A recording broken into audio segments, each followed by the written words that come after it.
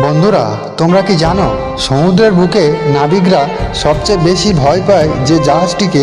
তার নাম the flying Dutchman. এটি কোনো সাধারণ জাহাজ নয়, এটি একটি অভিশপ্ত ভুতুড়ে জাহাজ যা অনন্তকাল ধরে সমুদ্রে ভাসছে কিন্তু কোনো দিন তীরে ভিড়তে পারে না।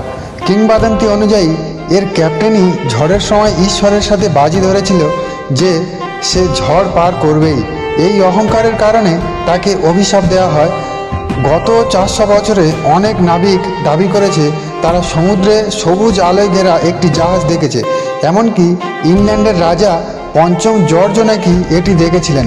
নাবিকরা বিশ্বাস করে এই জাহাজ দেখা মানেই আসন্ন মৃত্যু। এটি কি শুধু চোখের ভুল, নাকি সত্যি কোনো অতৃপ্ত আত্মা সাগরে ঘুরে বেড়াচ্ছে? এরকম ইন্টারেস্টিং ভিডিও পেতে আমাদের চ্যানেলটিকে সাবস্ক্রাইব করুন।